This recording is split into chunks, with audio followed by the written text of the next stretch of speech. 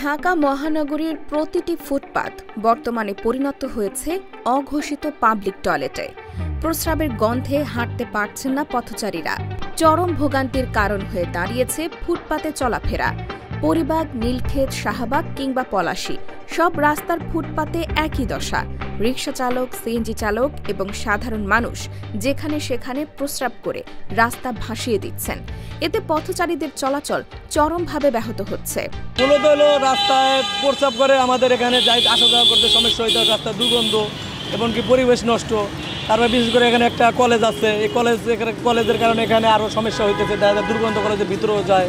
এখন এটা যদি কোনো সিটি কর্পোরেশন একটা প্রস্রাব করার একটা নির্দিষ্ট একটা দায়িত্ব নিত, যে এক জায়গায় যেখানে প্রস্রাব করার নির্দিষ্ট রাখতো, তাহলে আমাদের জন্য যারা রাস্তায় পথচারী চলাফেরা করে এদের জন্য ভালো হইতো আর কি। এখন এই প্রস্রাবের করার কারণে তো আমাদের অনেকের রোগবালাই, অনেকের জীবাণু, অনেক সমস্যা হইতেছে আমাদেরকে।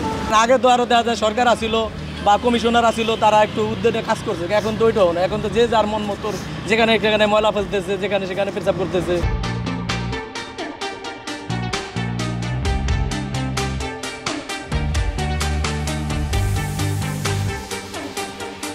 আসল কথা হলো, যারা এই দেশের যারা পরিচালনা করে এদের ঘরে দোষ।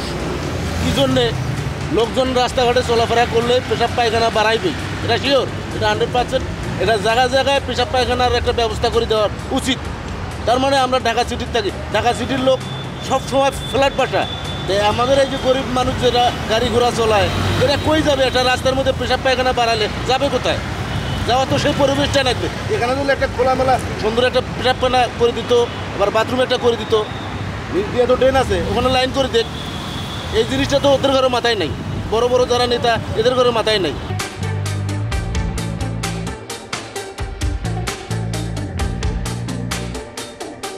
মূলত ঢাকা শহরে পাবলিক টয়লেটের অপর্যাপ্ততা এবং অপরিষ্কার অবস্থার কারণেই অনেকে ফুটপাতকেই বিকল্প হিসেবে ব্যবহার করছেন।